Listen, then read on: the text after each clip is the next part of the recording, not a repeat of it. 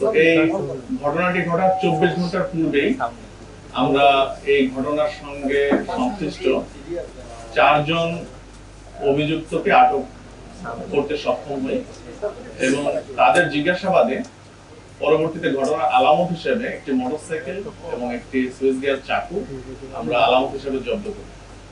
তো যে 4 জনকে ধরা হয়েছে তাদেরকে ঢাকার কেরানীগঞ্জ থেকে ধরা হয়েছিল।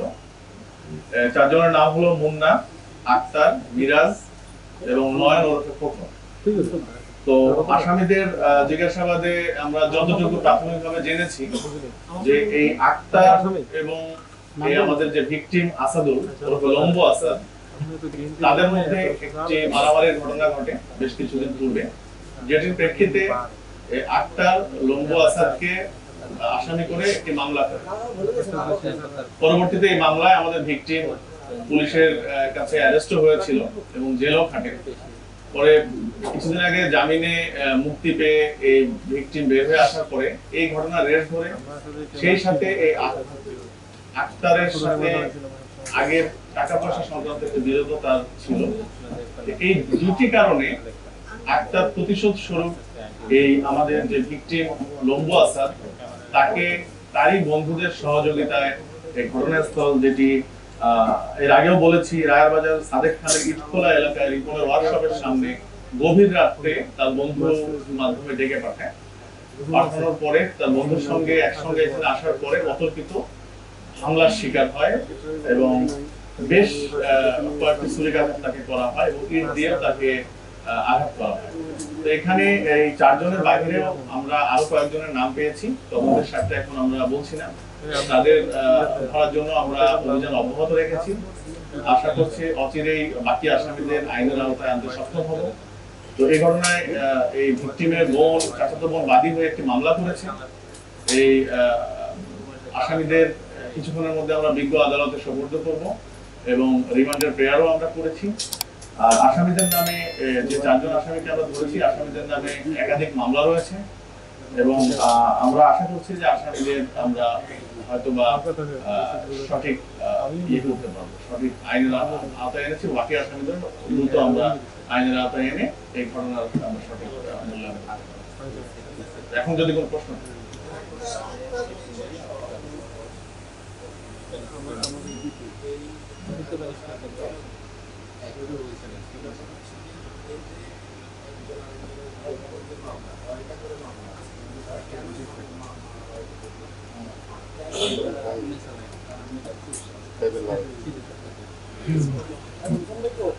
ধন্যবাদ। আমি আগে একটু বলেছি যে এই যে ভিকটিম এবং আসামিরা পূর্ব পরিচিত এবং বেশ কিছুদিন আগে আক্তার যে আসামি আমরা ধরেছি, এই আক্তারের সাথে একটি ঘটনা সংক্রান্ত মারামারি হয় এবং মারামারিতে ভিকটিম এই মামলার আসামি ছিল।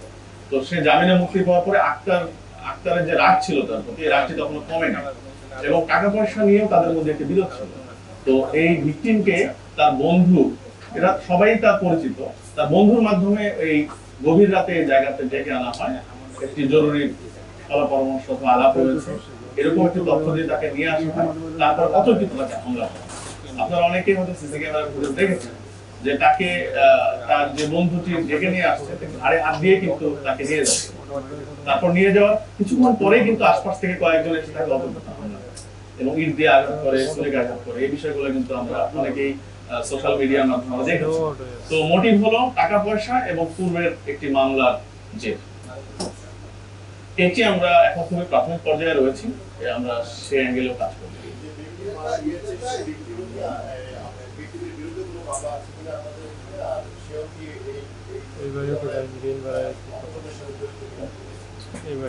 আমরা এখন পর্যন্ত ভিকটিমের নামে 6টি মামলা পেয়েছি, 4টি মাদক, একটি অন্যান্য ধারার মামলা আর একটি দ্রুত বিচারের আইনের মামলা।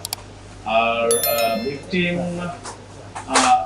আমরা যতটুকু পেয়েছি, ভিকটিমের নির্দিষ্ট কোনো পেশা নেই। সে বিভিন্ন ভাবেই তার জীবনযাপন করতো, বিভিন্ন যখন যে কাজ পেয়েছে সেই কাজ করে সে জীবিকা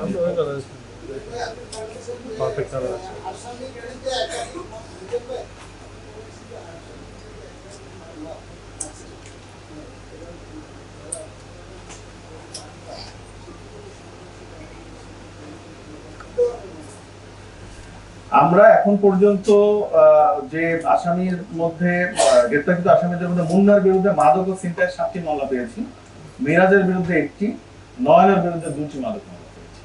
আক্তারের বিরুদ্ধে এখন পর্যন্ত আমরা মামলা পাইনি, তবে আমরা এখনো তার ডিসিপিআর নিয়ে কাজ করছি এবং উনি ভিকটিমের সাথে তার যে যেটি বললাম যে পূর্বের মামলার যে টাকা পয়সার যে এই বিষয় নিয়ে আমরা এখন কাজ করতেছি।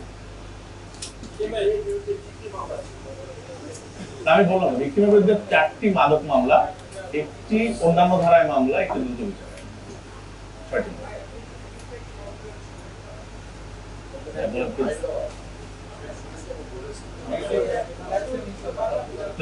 আপনি বলেন।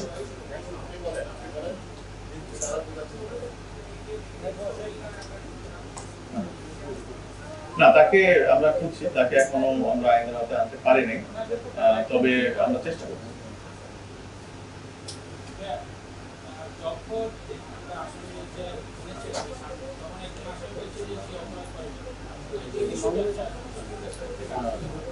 না, এখন প্রাথমিকভাবে আমরা তাদেরকে যে আইনের আওতায় এনেছি, আমাদের তথ্য প্রযুক্তি রয়েছে, আমাদের অনেকগুলো সাক্ষীও আমরা হয়তো পেয়ে যাব। তো সবকিছু মিলিয়ে আমরা সে অপরাধ করেছে কি করে নাই এই বিষয়টি আমরা আশা করি এটি বিজ্ঞ আদালতে আমরা তুলতে পারব।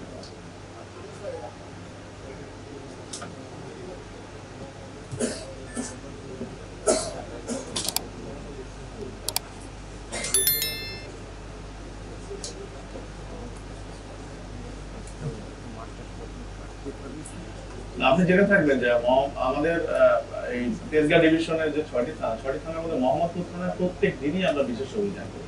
থানাটি বড় হওয়ার কারণে হয়তো একযোগে আমরা সব জায়গায় পারি না, তবে এই রায়ের বাজার কেন্দ্রিক, বসিলা কেন্দ্রিক, ঢাকা উদ্যান, চাঁদ উদ্যান কেন্দ্রিক আমাদের কিন্তু এভারেজে প্রায় দিনই অভিযান হয় এবং বেশ ভালো সংখ্যক বিভিন্ন লেভেলের ছিনতাইকারী কিংবা তারা বিভিন্ন অপরাধের সাথে, ছোটখাটো অপরাধের সাথে জড়িত এরকম অনেক অপরাধীদের কিন্তু আমরা আইনের আওতায় আনি। তো এই অভিযানটা আমরা অব্যাহত রেখেছি, কিন্তু আপনি জেনে থাকবেন যে ঘটনাগুলো 2-1টি ঘটেছে, বাহির থেকে এসে কিছু সন্ত্রাসী এসে ঘটনাটি ঘটিয়ে আবার চলে গিয়েছে এবং তাদের অন্য জায়গায় শেল্টার রয়েছে জন্য আমরা কিন্তু ঢাকার বাহির থেকে তাদেরকে আইনের আওতায় এনেছি। তো আমরা চেষ্টা করে যাচ্ছি যেন বাহির থেকে এসে অপরাধ ঘটাতে না পারে। আমাদের চেকপোস্ট গুলো আমরা আরো জোরদার করব এবং আমাদের যে চিরুনি অভিযান রয়েছে সেটি আমরা আরো জোরদার করব এবং মোহাম্মদপুর এলাকায় যেন অপরাধ আরো নিয়ন্ত্রণে আসে সেই বিষয়ে আমরা কাজ করব। ভাই, তাদের কোনো রাজনৈতিক পরিচয় আছে এখন পর্যন্ত পাওয়া গেছে? না, এখন পর্যন্ত একজন আসামির ব্যাপারে, আক্তারের ব্যাপারে আমরা একটা রাজনৈতিক পরিচয় পেয়েছি, তবে এটি ভেরিফাই করে আমরা দেখবো যে আসলে তার যে পথটি আমরা জানতে পারছি এটা এক্সিস্ট করতেছে কিনা বর্তমানে, এটা আমরা আরেকটু ভেরিফাই করব।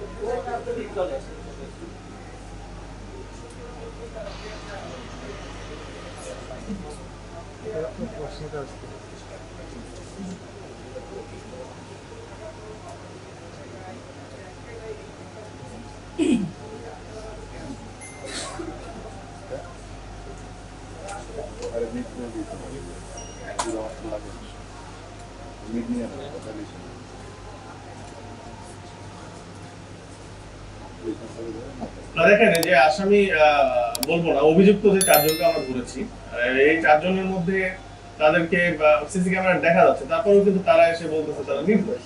তো এখন তারা কার কথায় কাজ করে, কার ইয়েতে কাজ করে, এটা আমাদের কাছে যদি বলে তাহলে আমরা একসঙ্গে যেতে পারবো। পরে সে যদি ডিক্লাইন করে তাহলে তো আমরা একজনকে ধরে নিয়ে আসে, পরে দেখা গেল যে সাক্ষী আমার সেই বলতেছে না আমি এর আন্ডারে কাজ করি, তখন তো পুলিশ বিতর্কিত হবে। ফলে আমরা জেনে বুঝে একবার উপযুক্ত তথ্য প্রমাণ পেলে তখন সে যেই হোক না কেন সে পর্যন্ত আমরা আশা করি আমাদের তদন্ত অব্যাহত রাখবো। তো ধন্যবাদ সবাইকে। আশা করি